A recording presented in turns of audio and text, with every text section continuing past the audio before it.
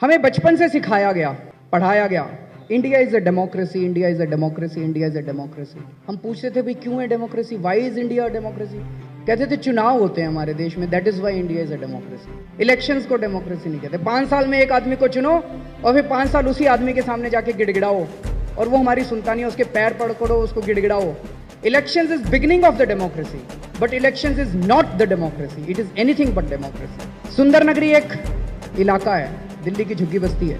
वहां पे लोगों के पास पीने को पानी नहीं है, वहां पे लोगों के पास सेकेंडरी स्कूल नहीं है, सीवर नहीं है, और लोग पिछले 20 साल से सरकार के पास जा रहे हैं, कह रहे हैं जी सीवर दे दो, सेकेंडरी स्कूल दे दो, पानी दे दो।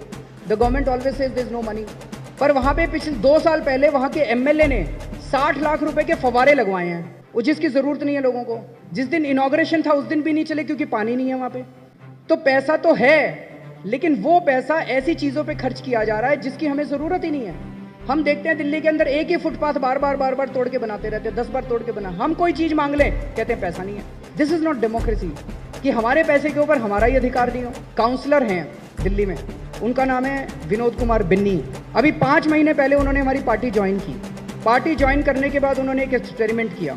देयर आर रफली 10,000 families in a municipal ward. तो उन्होंने सारी फैमिलीज को एक नोटिस भेजा कि मैं वही काम करूंगा जो मुझे जनता कहेगी, जनता की मर्जी के बिना मैं कोई काम नहीं करूंगा। So I am holding a meeting on this Sunday at 11 o'clock at such and such place, please come and tell me how should I serve you.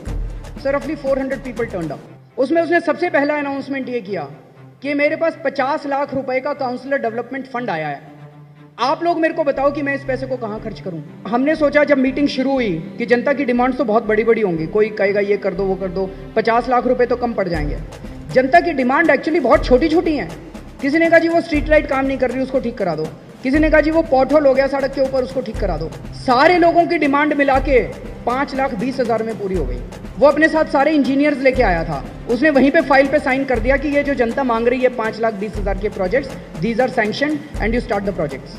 फिर उसने कहा कि हमारे एरिया के अंदर ये 6 गलियां बनी हैं, ये 6 स्ट्रीट्स बनी है, ये रोड्स बनी है, आप लोग बताओ कि ये ठीक बनी है कि नहीं बनी। अगर आप लोग कहोगे ये खराब बनी है तो मैं ठेकेदार की पेमेंट रोक दूंगा।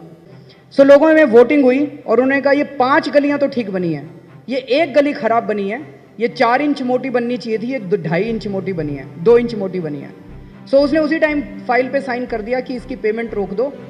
On the spot a joint inspection committee was formed, 3 members, 3 residents of that area, 1 assistant engineer. These 4 people, immediately after the meeting, they went on the spot. They called the contractor. वहाँ पे measurement हुआ and the street was actually found to be 2 inches. Contractor ने अपनी गलती मान ली तुरंत। उसने कहा जी मेरे को एक मौका दे दो, मैं ये सारी गली दोबारा बना देता हूँ। उसने सारी गली दोबारा बना दी। अगले महीने फिर से वहाँ के रेजिडेंट्स की मीटिंग हुई और रेजिडेंट्स ने प्रस्ताव पारित किया, रेजोल्यूशन पास किया कि इसकी पेमेंट कर दो। Now we are satisfied with this work. This is democracy. 2 elections के बीच में 5 साल के अंदर आप डिसीजन लेंगे और आपका काउंसलर उस डिसीजन को इंप्लीमेंट करेगा, जूनियर इंजीनियर उस डिसीजन को इंप्लीमेंट करेगा। That is democracy.